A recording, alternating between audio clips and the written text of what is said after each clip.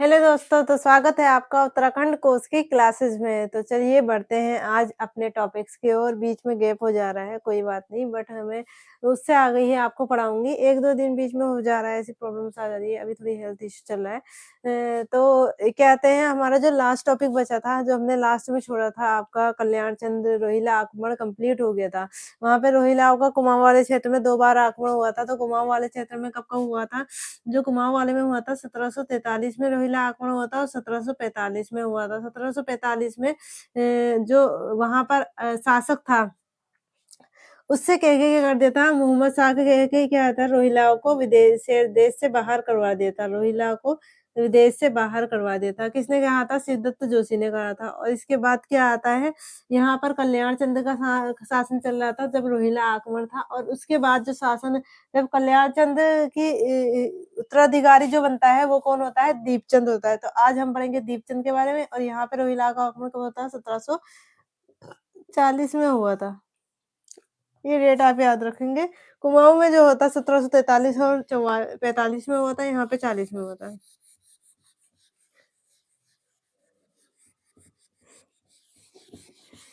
तो आज हम पढ़ेंगे, जो उत्तराधिकारी घोषित कर दिया गया था वो था कौन? दीपचंद। दीपचंद को उत्तराधिकारी घोषित कर दिया गया था।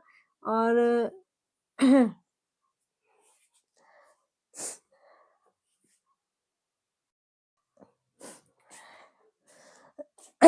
तो 1748 का टाइम होता है, तो वहाँ पे क्या होता है, कल्याण चंद का जो उत्तराधिकारी बनता है वो कौन होता है? दीपचंद बनता है। तो कल्याण चंद के बाद जो आया था नेक्स्ट शासक, तो वो था दीपचंद। दीपचंद, तो आज हम पढ़ेंगे दीपचंद के बारे में। अब दीपचंद जो था, यहाँ पर दीपचंद था, ये 1748 सैंतालीस 48 ऐसे ही था, 1777 तक रहता है। लेकिन ये क्या है? नाबालिग है। ये क्या है? नाबालिग है, नाबालिग है। नाबालिग है। तो इसका जो संरक्षण करता है, कौन करता है? इसका संरक्षण कौन करता है? ये करता है शिवदत्त जोशी। शिवदत्त जोशी, शिवदत्त जोशी। ये क्या था? ये जो शिवदत्त जोशी था, ये अब बन चुका था मंत्री। मंत्री था ये, वैसे भी मंत्री था, लेकिन अब इसके हाथ में क्या आ गई थी? राज्य की शक्ति, क्योंकि ये नाबालिग है, तो सारी जो भी राज्य का प्रतिनिधि कर रहा है, जो भी यहाँ पर क्या कर रहा है, सारे विषयों को देख रहा है या शासन प्रशासन को देख रहा है, अधिकारियों को देख रहा था, वो जितनी भी थी वो सारी चीजें कौन देख रहा था? क्योंकि ये तो अभी सोच समझ, ये अभी निर्णय लेने की उसमें स्थिति में नहीं है, क्योंकि ये क्या है, अभी नाबालिग है। तो जब ये बालिग होता है तभी अपने निर्णय लेता है, लेकिन तब तक कौन देखता है? शिवदत्त जोशी। तो ये काफ़ी महत्वपूर्ण भूमिका निभाता है यहाँ पर, और काफ़ी ज़्यादा वफ़ादार होता है ये। तो शिवदत्त जोशी जो होता है, ये राज्य का प्रतिनिधि बन जाता है, राज्य का प्रतिनिधि का नेतृत्व नेतृत्व जो होता है वो किसके हाथ में होता है? राज्य का नेतृत्व शिवदत्त जोशी के हाथ में हो जाता है।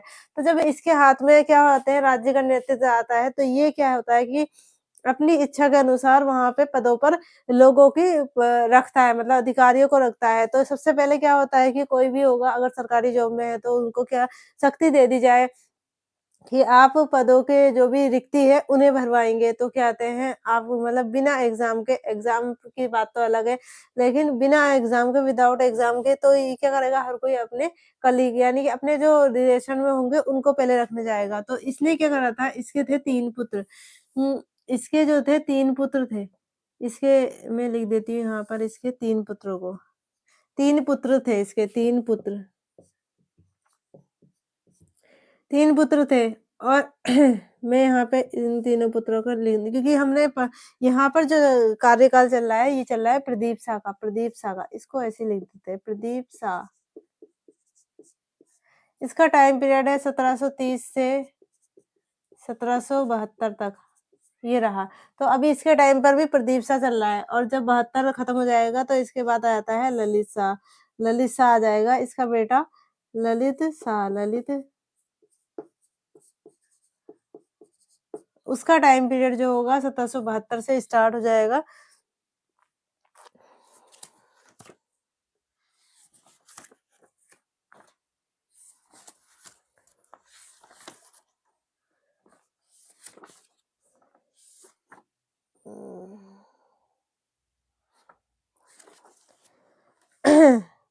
बहत्तर से 80 तक रहता है ललित शाह का टाइम पीरियड, 1772 1780 तक रहता है, इसका टाइम पीरियड रहता है, क्योंकि फिर इसको हम अभी पढ़ेंगे बाद में। इसके क्या थे, शिवदत्त जोशी के 3 पुत्र थे। तो यहाँ पे आप देखेंगे शिवदत्त जोशी आपने देख लिया, क्योंकि दो जोशी लोगों को पद ने किसने रखा था, जिन पर अत्याचार करा था, किसने, कल्याण चंद ने अत्याचार करा था, और फिर बाद में क्या कर दिया, उनको ही पदों पे रखा है, शिवदत्त जोशी को रखा था इसने। इसका एक पुत्र का नाम था हरिदेव, हरिदेव नहीं है, इसका नाम था हर्षदेव, हर्षदेव, हर्षदेव, हर्षदेव जोशी।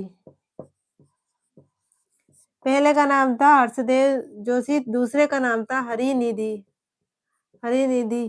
तो हरिनिधि यानी कि जोशी लगा देंगे पीछे से। और जो तीसरा था उसका नाम था जय कृष्ण, जय कृष्ण जोशी, या फिर जयदेव भी कहते थे उसे, जयदेव। तो ये जो थे इसके 3 पुत्र थे। किसके पुत्र थे ये? ये थे शिवदत्त जोशी के 3 पुत्र।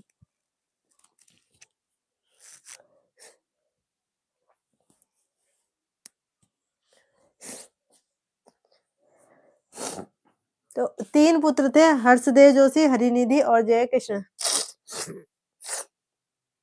ये इसके 3 पुत्र थे। तो इसने इसको क्या बना दिया था? इसको बना दिया था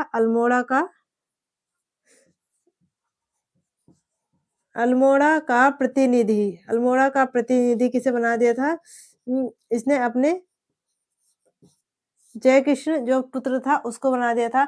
और जयदेव का एक भाई था, इसका भाई क्या था? हरिदत्त, हरि, ये तो आप देख चुके हैं कि ये कल्याण चंद के टाइम पर भी था, इसको पद पे रखा गया था। तो इसका भाई जो था उसका नाम था हरिदत्त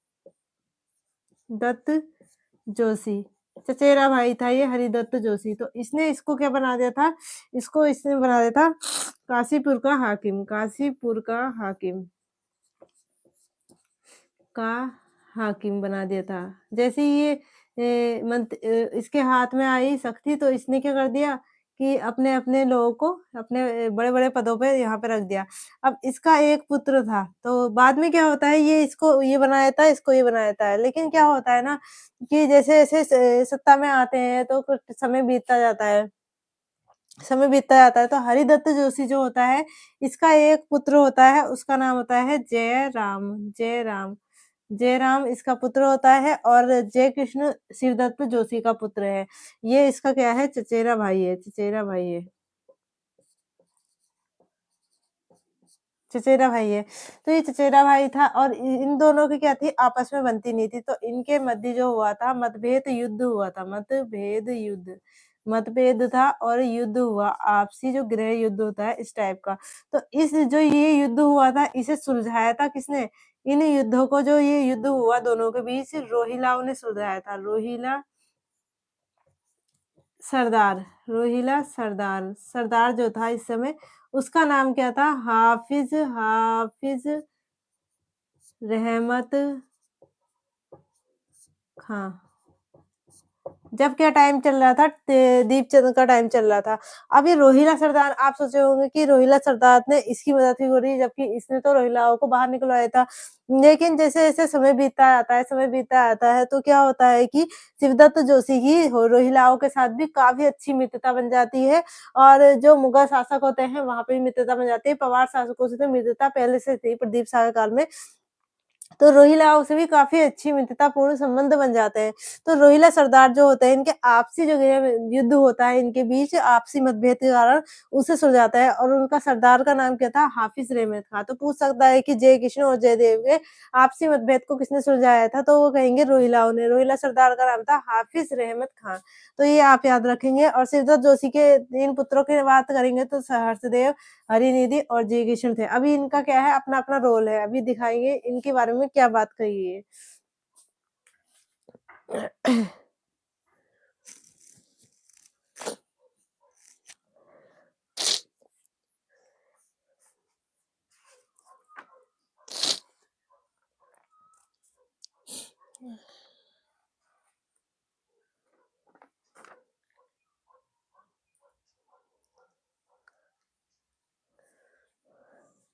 तो ये रोहिला ने अब इससे पहले चलते हैं, तो इससे पहले की बात आती है तो देखते हैं हम जब टाइम चल रहा था, जब दीपचंद और क्या कहते हैं शिवदत्त जोशी की बात चल रही है, तो यहाँ पर इसने शुरू में ऐसा करा था और यहाँ पे इनके आपसी मतभेद को समझाया था हाफिज़ रहमत खान ने, ये जब बड़े हो गए थे, ये तब की बात है।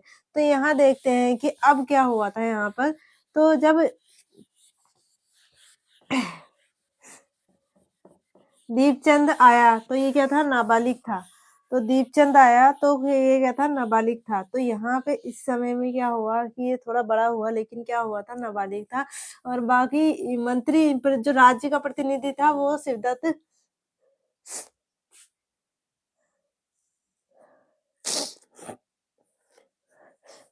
जोशी के हाथ में थी। हैं? तो इसी के समय में एक महत्वपूर्ण घटना थी। आपने सुना होगा पानीपत का युद्ध, पानीपत फर्स्ट युद्ध, पानीपत सेकंड युद्ध, यहाँ लिख देती हूँ। और इसके समय में क्या होता है पानीपत का, अब ये रोहिलाव ने क्यों सुलझाया, तो यहाँ पे देखना आप पानीपत का तीसरा युद्ध, तीसरा युद्ध ये जो होता है ये होता है अहमद शाह अब्दाली, ये होता है मराठों और विशेष अहमद शाह अब्दाली, इनके बीच में युद्ध होता है। तो मराठों और अहमद शाह अब्दाली के बीच में क्या होता है युद्ध होता है। ये जब होता है दीपचंद का कार्यकाल कुमाऊं में, और यहाँ पर होता है किसके हाथ में होती है शक्ति, शक्ति होती है आपके सिद्धार्थ जोशी के हाथ में। तो यहाँ पर जो पहला युद्ध हुआ था वो हुआ था आपका 1626 सॉरी 1526 में,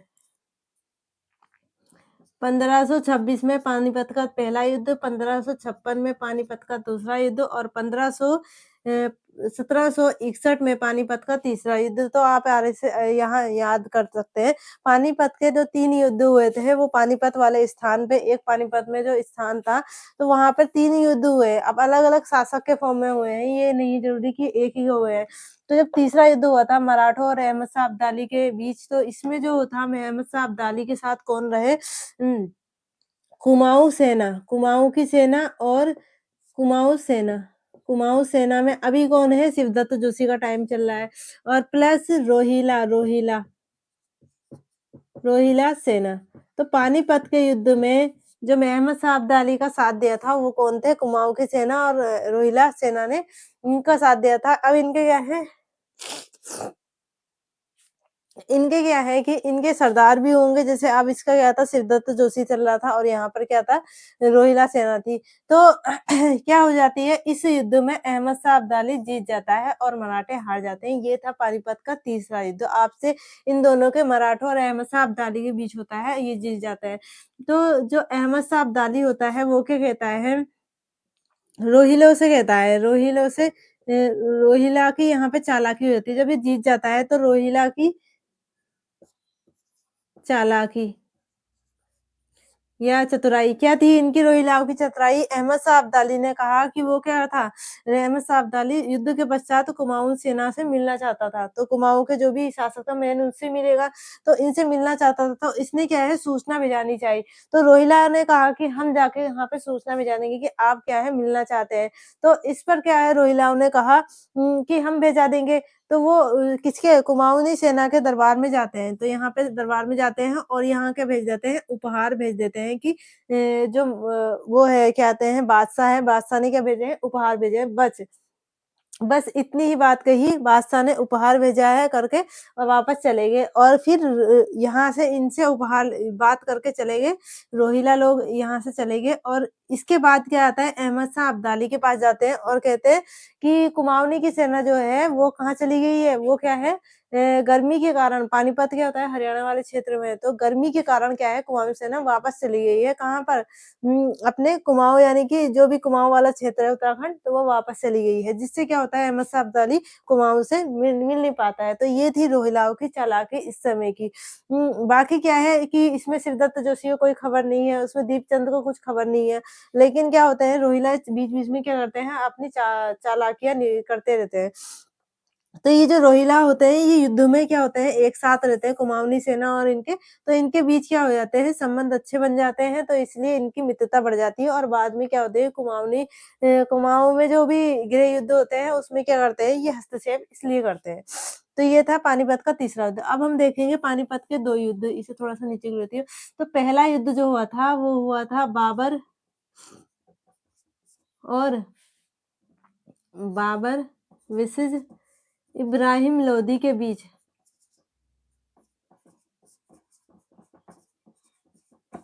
तो ये इब्राहिम लोदी के बीच हुआ था और बाबर के बीच हुआ था। इसके बाद क्या होता है, मुगल शासन की नींव रखी जाती है। बाबर आया था ना अफ़गान से। पानीपत का सेकंड युद्ध, ये क्वेश्चन तो आता है हिस्ट्री में आपका। तो सेकंड युद्ध कब हुआ था? 1556 पे हुआ था। 1556 में हुआ था। ये हुआ था आपका अकबर। अकबर भी क्या है, मुगल शासक है। तो मुगल है या बाबर के कहते हैं, बाबर और बाबर जो था ये भी मुगल, इसने मुगल वंश की नींव रखी थी और अकबर भी क्या है, मुगल वंश का ही है। तो यहाँ पे बाबर विजयी हो जाता है और यहाँ पे अकबर। अकबर और किसके बीच हुआ था? हेमू के बीच। हेमू को कहते हैं हेमू विक्रमादित्य, तो हेमू का फुल नाम है, तो ये हेमचंद विक्रमादित्य है। शॉर्ट में यहाँ पे हेमू लिख देते हैं। तो यहाँ पे ये हार जाता है, अकबर जीत जाता है। यहाँ ये हार जाता है, अकबर जीत जाता है। सॉरी, बाबर जीत जाता है। यहाँ पर अहमद शाह अब्दाली जीत जाता है और मराठे हार जाते हैं। तो ये याद रखेंगे आप पानीपत के 3 युद्धों के बारे में। पानीपत के 3 युद्ध के बारे में। शिवदत्त जोशी की बात करें तो पानीपत के युद्ध में शिवदत्त जोशी ने सेनाओं के साथ मिलकर गया है, कुमाऊँ की ओर से क्या था, अहमद शाह अब्दाली का साथ दिया था। तो ये पानीपत के युद्ध की बात थी। अब बात करते हैं शिवदत्त जोशी के बारे में कि उसने कितनी यहाँ पर अपनी भूमिका निभाई। तो शिवदत्त जोशी की बात करें तो यहाँ पर क्या-क्या रहा, दीपचंद का भी इसी में चल रहा है, दीपचंद का काल है। अभी जो दीपचंद की जो भी कार्य हैं, जो उसने करे हैं यहाँ पर साथ-साथ, तो उसकी बात भी करेंगे। तो शिवदत्त जोशी जो होता है, उसकी बात करते हैं अभी पहले।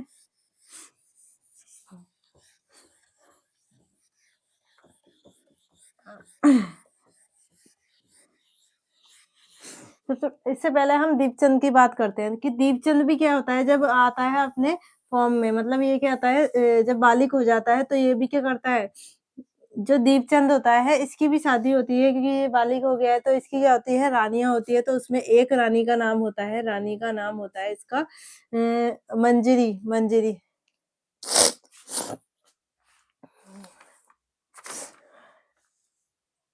श्रृंगार मंजरी। एक रानी का नाम क्या था? श्रृंगार मंजरी, श्रृंगार, ये थी मंजरी, मंजरी। श्रृंगार मंजरी क्या थी? दीपचंद की एक रानी का नाम था। अब दीपचंद क्या है, अपनी इच्छा के अनुसार किसको बनाता है, जो जयदेव का जो पुत्र था जय कृष्ण, जय कृष्ण को क्या बनाता है, जय कृष्ण को बना देता है, जय कृष्ण को वहां का क्या बना देता है,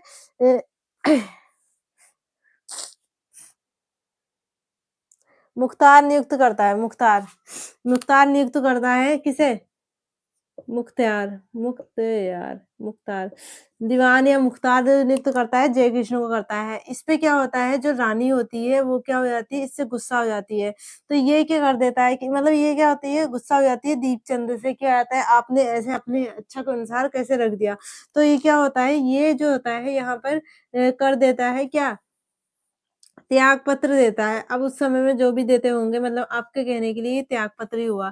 तो ये क्या कर देता है, पद से त्याग पत्र देता है। तो रानी जो होती है, रानी अपने इच्छा के अनुसार क्या है, कुछ पद सुनिश्चित करती है। तो रानी ने जो है पद सुनिश्चित किए, पद सुनिश्चित किए।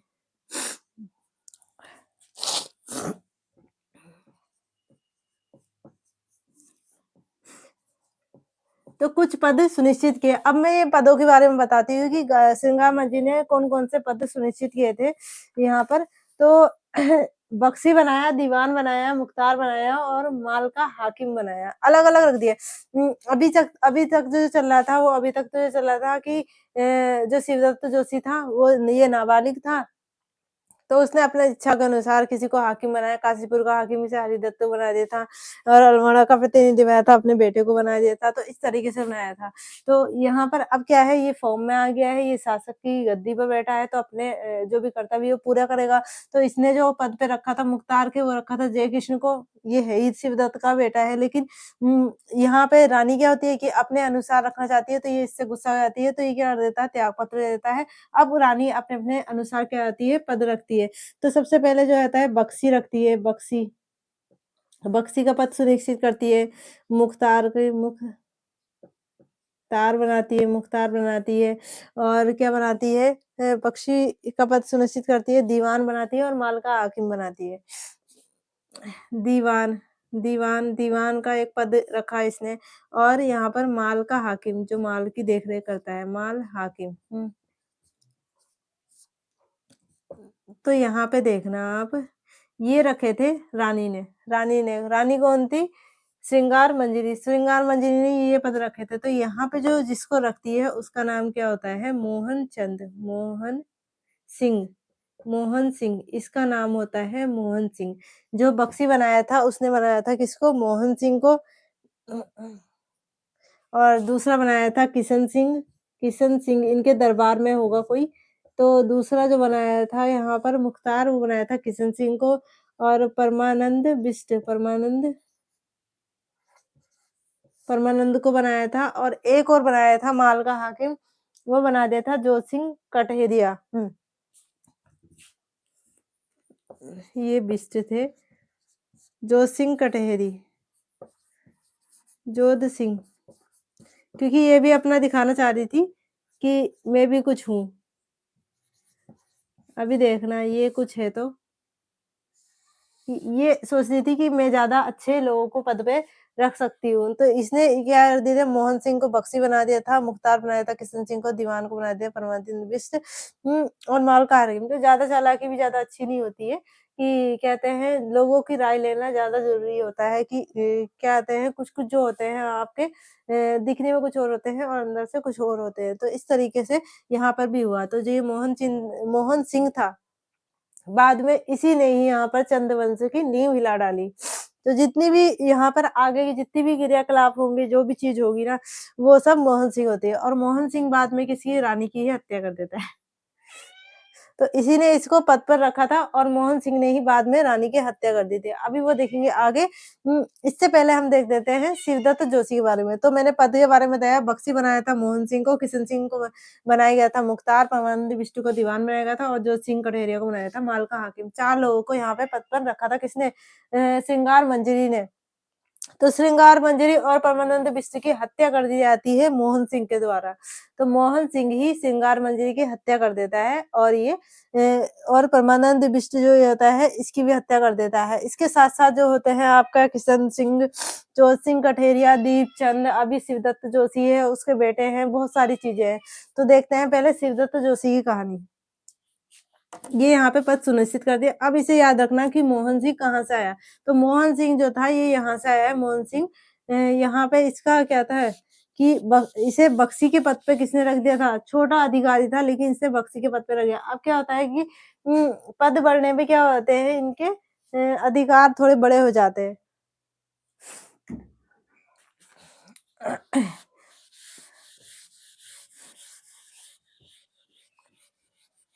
तो जब से दीपचंद क्या है, दीपचंद यहाँ पर है, शासक है। लेकिन शासक है, यहाँ पे दीपचंद शासक है और इनके दीपचंद जो शासक है, दीपचंद और जो चंद्रवंश है, उनमें क्या थे महत्वपूर्ण जो थे शुरू से ही मेहर और फर्त्याल थे। तो फर्त्याल लोग जो होते हैं ना, फर्त्याल, ये ईर्ष्या रखते हैं किससे? शिवदत्त जोशी से।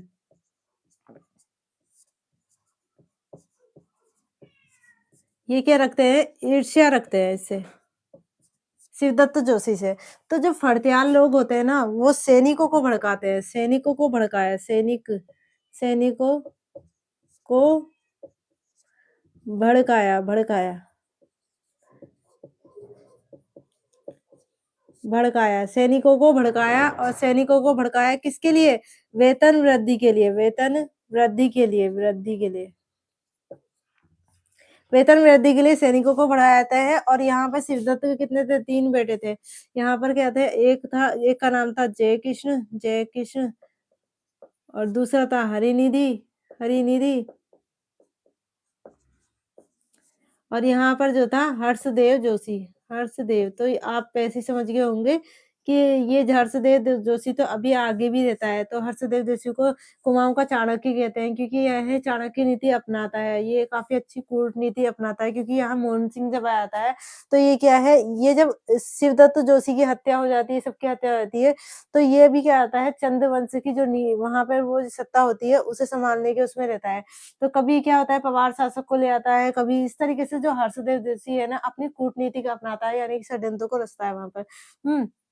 लेकिन इस जो चंद्रवंश को जो बर्बाद करता है वो होता है मोहन सिंह। मोहन सिंह जो होता है चंद्रवंश की जो नींव हड़ती है उसको खत्म करने की सोचता है।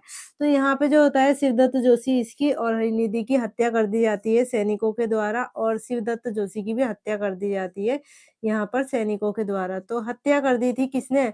सैनिकों ने जो से वेतन वृद्धि के लिए हड़बड़ाया था फरतेयालों ने, उन्होंने शिवदत्त जोशी, जयकिशन और हरिनिधि की हत्या कर दी और ये क्या है, ये यहाँ से भाग गया था, ये यहाँ से भाग गया था, तो हर्षदेव जोशी जो होता है, वो बच जाता है। अब हर्षदेव जोशी यहाँ पे बच जाता है, तो यहाँ पर आ जाता है मोहनचंद का टाइम।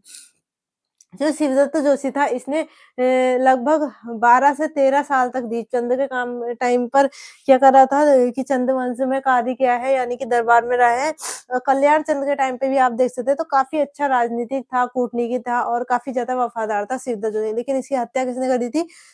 सैनिकों ने कर दी थी फरतेयालों के भड़कावे में आकर और ये दरबार में यहाँ पर घुस गए और शिवदत्त जोशी की हत्या कर दी और साथ ही उसके दोनों बेटों की हत्या कर देते हैं। अब आता है मोहनचंद रोल में।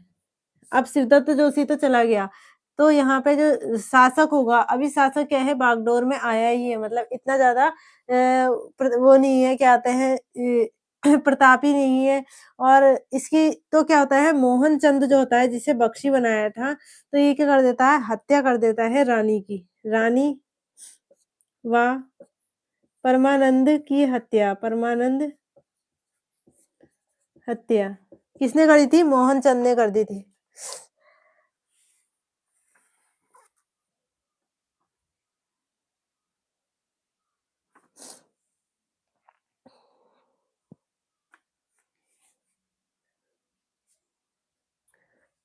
हुँ। मोहनचंद ने इनकी हत्या कर दी और किसको बंदी बना लिया? यहाँ पर बंदी बना दिया था, बंदी बनाया बनाया दीपचंद को, बाकी जो बच गए इनके मेन दीपचंद, किशन सिंह व अन्य। जो अन्य में जो आते हैं आपके कौन से ये थे? जैसे क्या है रोहिला सरदार भी था उसमें, हाफिज़ रहमत खां, हाफिज़ रहमत। तो वो हाफिज़ रहमत खां, किशन सिंह और दीपचंद इसको क्या बना दिया था? बंदी बना लिया और मोहनचंद ने रानी और परमानंद की हत्या कर दी। तो ये अभी क्या है? बंदी गृह में है। बंदी गृह में है। फिर क्या हो जाते हैं? ये सब छूट जाते हैं, ये सब छूट जाते हैं, इनकी तो हत्या कर दी है। जैसे ये इसके क्या कहते हैं? इन सब के सहयोग से ये छूट जाते हैं। कुछ ऐसे होते हैं जो इनके वफ़ादार होते हैं।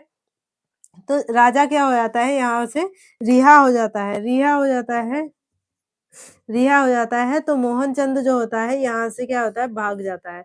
मोहनचंद भाग गया। अब आगे की कहानी देखते हैं कि यहाँ पर जो किशन संघ थे हाफिज अहमद खां, परमानंद की तो हत्या हो गई। बाकी जो थे उन्हें क्या होता है कि दीपचंद अलग-अलग पदों पर रख देता है। लेकिन क्या है मोहनचंद जो है अभी भी क्या कर रहा है षड्यंत्र रच रहा है। तो मोहनचंद फिर से आएगा यहाँ पर, फिर से आएगा और फिर से वहाँ पे क्या करेगा यहाँ की जो चंद्रवंश की जो नींव है उन पर यहाँ पे दीपचंद था अभी और यहाँ पर था ये जो टाइम चल रहा है, ये चल रहा है अभी 72-75 यहाँ पे आ गया है ललित शाह। ललित शाह का टाइम पीरियड आ गया है। दीपचंद क्या होता है कि किशन सिंह, हाफिज़ रहमत खां इनको अलग-अलग पदों पे नियुक्ति करते हैं। तो इससे आगे जो होगा वो हम देखेंगे कल की क्लास में और अब के तब तक के लिए इतना ही काफ़ी है, बाकी देखेंगे नेक्स्ट क्लास में।